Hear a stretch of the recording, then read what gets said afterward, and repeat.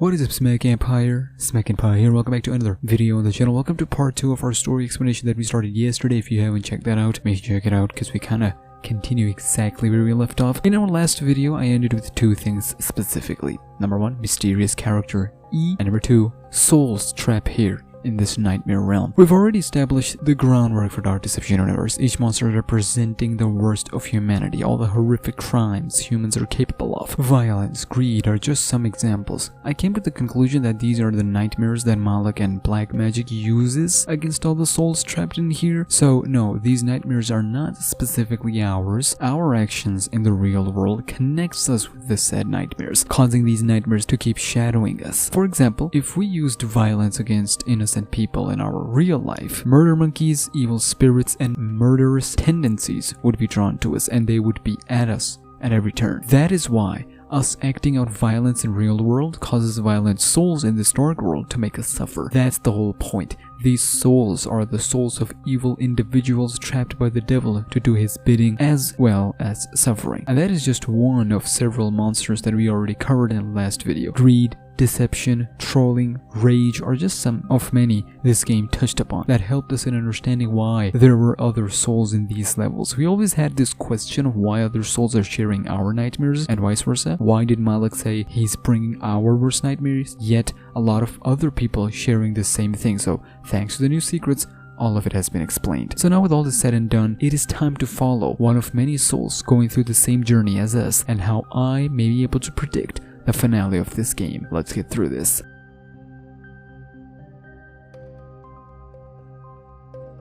You see, in the newly Dark Deception Enhanced, we got new secrets. Scrap of notes written by a mysterious character named E. For all our sakes, we'll name this character Evelyn. Now, what is Evelyn doing out here? What's going on? So to answer this question, let's start with the first note. I don't remember how I came to this place, but I will not play her game. I will find my own way out. I had to leave the tablet behind, but she thinks I'm gone now. Frightening creatures roam this old hotel. There's something familiar about it all. It seems that I can sense things for some reason, as if this world wants to share its dark story with me. I don't want to hear it, but I can't shut it out. I can only record my thoughts on paper to help me clear my mind. Now automatically this person seems smart and ahead of our protagonist, at the very least, Doug Hauser. It's interesting because this character met beers, and it seems like Evelyn was also fed the same story beers fed to Doug Hauser, us. However, Evelyn was having none of it. She says, I'll not play her game, and I had to leave the tablet behind, but she thinks I'm gone. This is such a crucial part of this entire Dark Deception lore. This alone gives us everything we need to know about this character. So let's dial it a bit back. In 2014, the main protagonist was not Doug Hauser, instead a detective coming in here to investigate regarding an incident. He had police badges as seen in the game UI, and also he was revealed later fully as a mortal in Dark Deception multiplayer Monsters Immortals. His name was none other than Evans. Evans, of course, starting with the letter E. He was here in the original Dark Deception 2014. He was here in the hotel, and he was also added in the multiplayer as well. So much so that in the new Dark Deception Enhanced, just around the same room where you find a secret, if you break the board, you'll find this writing on the wall that says, Evan was here. Good for you. I hope you choke.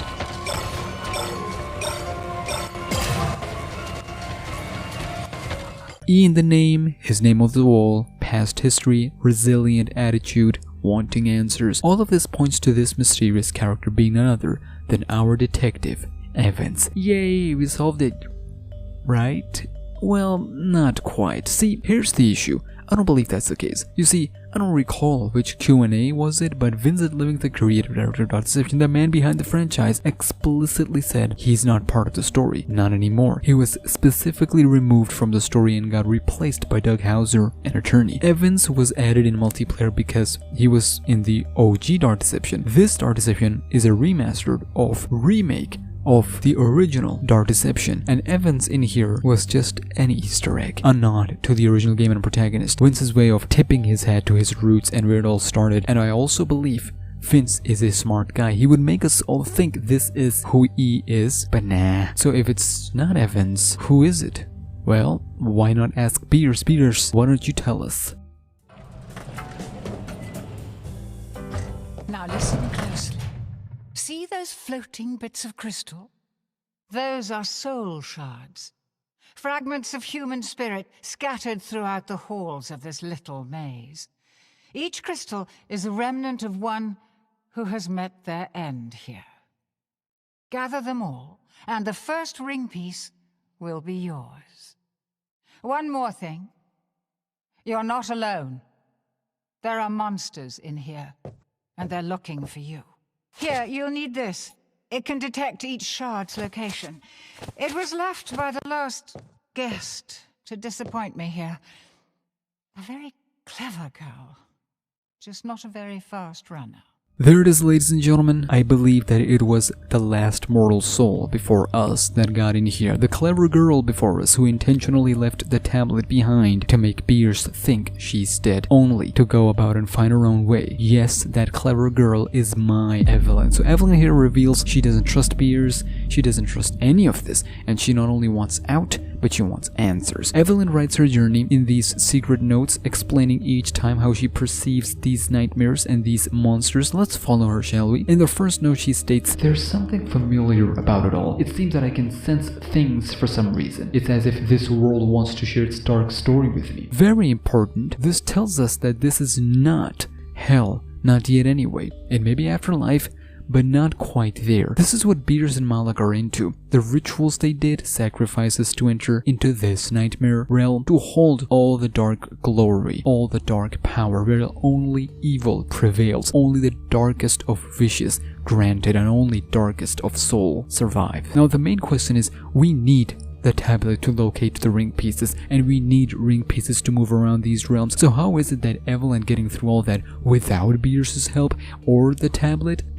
Well, in the second note, hidden in school, she explains everything. Beers' portals are not the only way to move between realms. In the hotel, I found a relic imbued with the demon's power. It whispered its location to me. I'm not sure why it was there, but as long as I have it, I won't need the ring pieces. I could never get past the creatures that guard them anyway. Who would be suicidal enough to even try? The relic is not powerful, but it allows me to walk through the shadows like he does. However, it only takes me to places where he has been. I try to keep my distance from when he appears. If he discovers me, my fate will be sealed. Now his path has led me to some sort of school. So interestingly enough, a relic was lying around the hotel that Evelyn stumbled upon. Turns out it contains demon's power. It helps Evelyn not only with the location but also moving past the monsters. However, it is limited as it only follows the path of the demon. That demon is none other than Malak. Yes, our Malak, unfortunately. Malak roams around his nightmares to check in on his ring pieces every once in a while, and the relic helps Evelyn moving forward from one nightmare realm to another,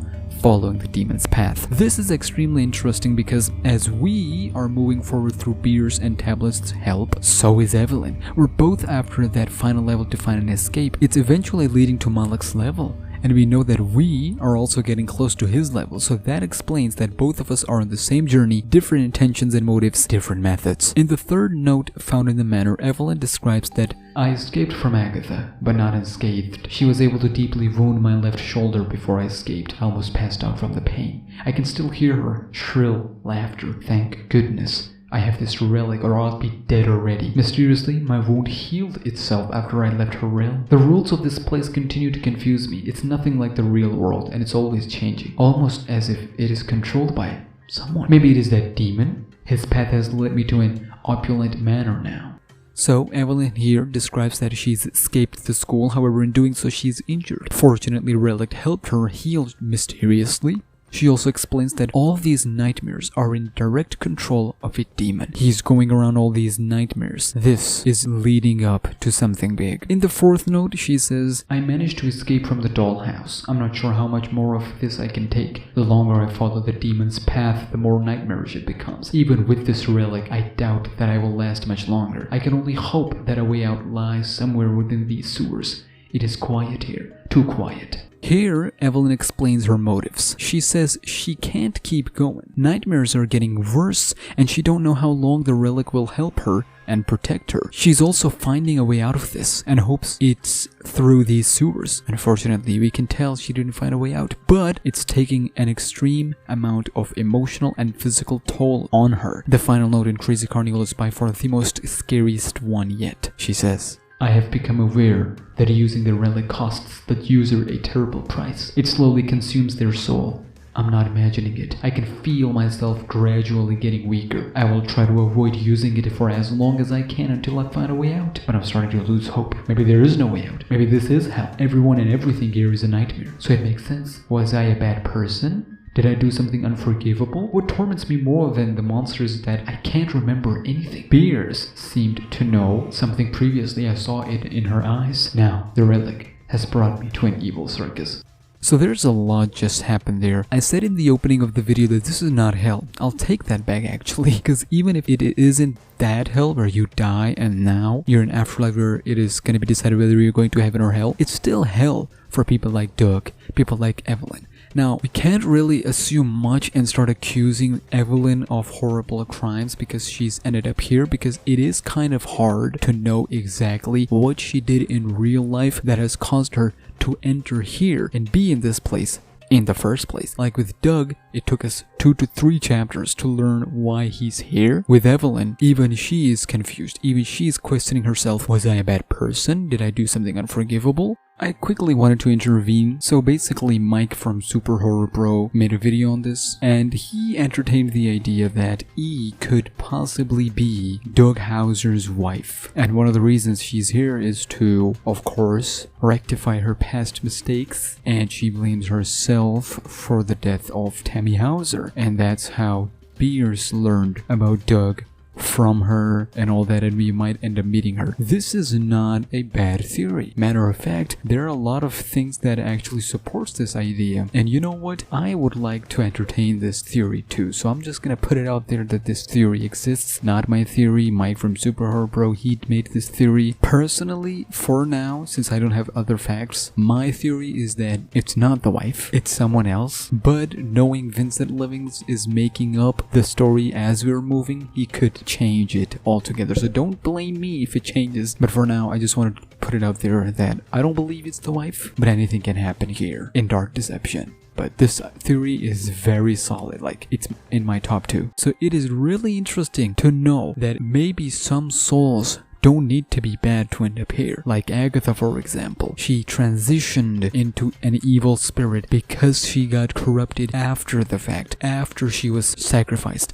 after Peters brought her in here and then gave this whole school dominion to her. Malak adopted her. Yes, we can go into the real life lore of, okay, maybe Malak assaulted one of the maids and Agatha was the final product. I know I'm wording it a little bit horribly, but I hope you understand my point where I'm going with this. So coming back to the topic at hand, it is quite obvious and really fascinating to me how the souls work in this realm. Like some souls, they don't have to be bad. Others are really bad. It is no doubt that Doug Hauser is bad, but when you read these kind of stuff, it is obvious that he is not maybe as terrible as some of the other souls. But then again, those other souls that are terrible have become monsters. Doug Hauser hasn't.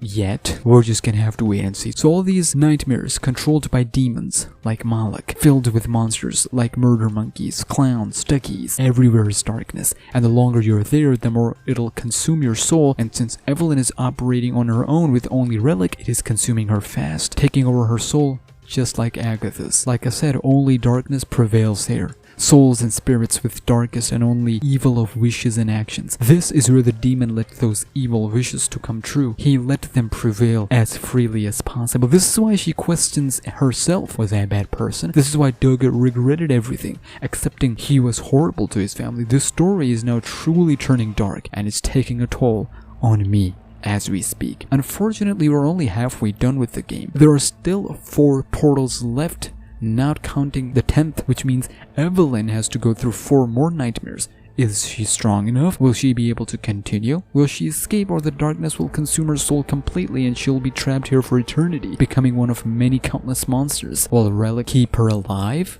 through all this? Beers might know she's still there, but refusing to let Doug Hauser know. Now I have two theories on this. Number one, the reason she's finding these locations and moving past all of this is through Demon, aka Malak. He's going around making pathway for Evelyn, not on purpose, unintentionally. Now remember when Malak said, "I'm bringing your worst nightmares with me"? It might be that us being there causes Malak to come out, eventually helping Evelyn, because Malak is now making a path for Relic to follow, and Relic is being used by Evelyn. So we're kinda helping Evelyn move through shadows and helping her out, as Malak is focused explicitly and specifically on us. This could play out very well. Or number two, she's already been through all this and met her fate and died, and we'll find out that when we get there. Don't like this possibility, I don't like this outcome, but unfortunately it is one of many possibilities. Regardless, with all that said and done, it is obvious that Chapter 4 will not only up the ante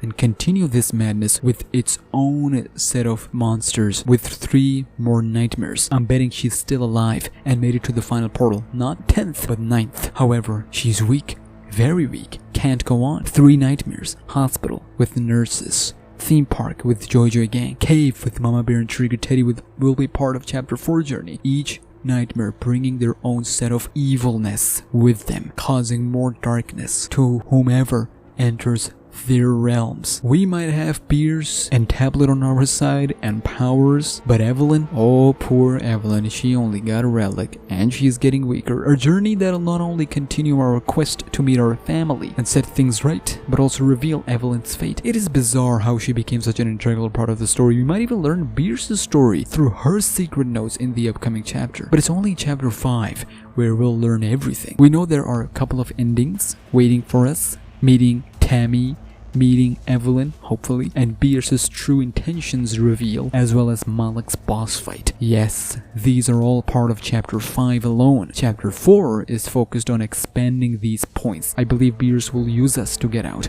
We'll be trapped here eternally after meeting our family, who will be long gone as they have all this hatred for us. We'll also find out that Evelyn discoveries helped us, but she won't make it at the end. We will put an end to it all, but it'll cost us everything.